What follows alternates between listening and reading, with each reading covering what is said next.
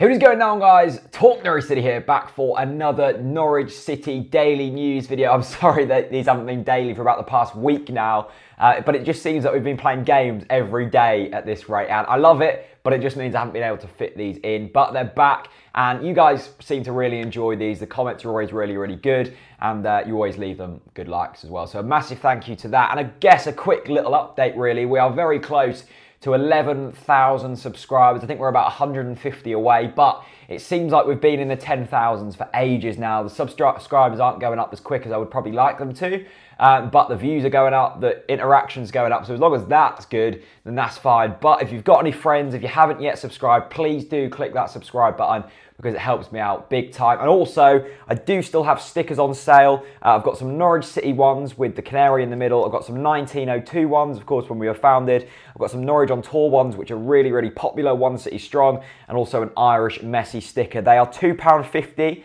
But if you, for 20 stickers, but if you enter the code we won, because we won our last game, and I like to do little discounts when we win games because it doesn't happen that often, you get 10% off, and of course all the profits do go towards the channel and help make videos like this. But let's get straight into the news, and a really interesting news story broke yesterday. I suppose it's news, I suppose it isn't, but Alex Neil spoke for the first time since being sacked by Norwich City. He was on BBC Radio Scotland, and it was a really humble and insightful interview from Alex Neil. And I think the thing we can look back on with real pride is that Alex Neil never sort of squandered.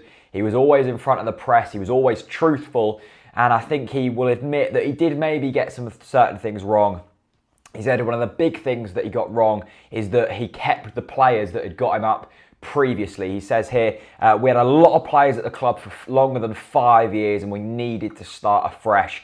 13 of the 24 players in the first team squad were over 30, and when we went up last time, they were 28, which is significantly different.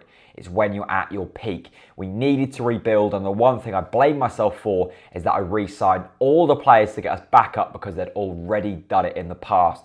I should have taken more time and looked to alter the squad at that stage. But let's not forget as well that, you know, going into the Premier League, we had that very short transfer window. The parachute payments hadn't yet dropped. Is something that he talks about in this, and that we're not going to spend money that we don't have. We're not a club like that. We are very financially sound. We are very financially stable, and we had to wait for that parachute payment money to drop, which left us like 3 weeks to get the players in. Of course, yeah, the Premier League wasn't great. We should have survived. We didn't.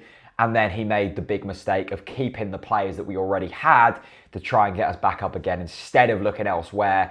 I don't blame that all on Alex Neil. I think the recruitment sort of team had to take a look at themselves there. And obviously they weren't up to the grade because they've all been gotten rid of since Stuart Webber's come in.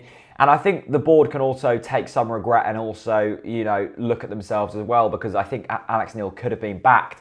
And it's an interesting point actually, because I've looked back at Chris Hughton, Alex Neil, and I've gone, they will be good managers. And it's already shown with Chris Hughton. He's taken Brighton back into the Premier League.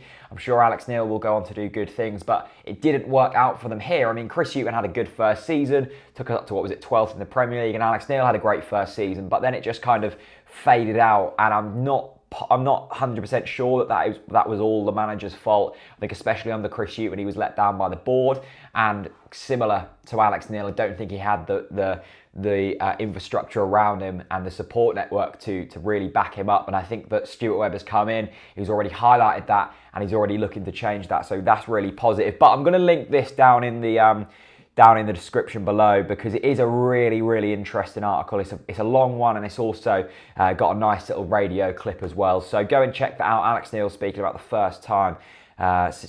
first time since Norwich sacked him. Next up, a bit of transfer news, which is an interesting one. Would Nottingham Forest consider Britt Assombalonga offers after a year after the Norwich City bid? Of course, we bid £8 million for Britt Assombalonga last year. They didn't take it, and since then he hasn't really done much at all. Nottingham Forest are really struggling there. I mean, they could go down this season. That's how serious it is for them. Of course, Forest paid £5.5 million for Britt Assombalonga back in 2014. He was 21 at the time. From Peterborough, he'd scored goals for fun there. They brought him in, he scored goals for fun at Forest. But since then, it's been, you know, a terrible time for Assombalonga with injuries.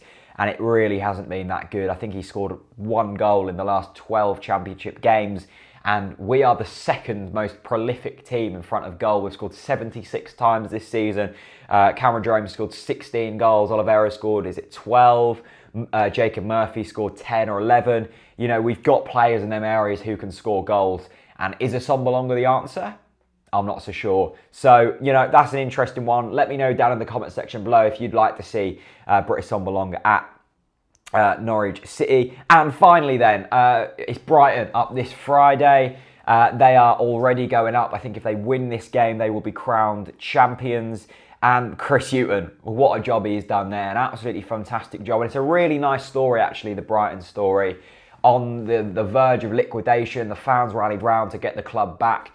They were sharing stadiums, and it basically was a 20-year rebuilding job to get them back into these kind of divisions. And now they've done very well this season, and they have kept knocking on the door. They've been in and around the playoffs for the last couple of years, and this season they've just absolutely run away with the league. A solid defence, a good attacking lineup, and they've just done the championship as it's meant to be in the textbook. And there is a lot of love coming out for Chris Hughton in the Norwich City press this week. This particular one is written on the Evening News by Paddy Davitt. The headline is "Clapping, not clap banners should mark Chris Hughton's Carrow Road return to Norwich City." And I think Chris Hughton will get a good reception at Carrow Road on Friday. I think on the whole, he was respected as a man.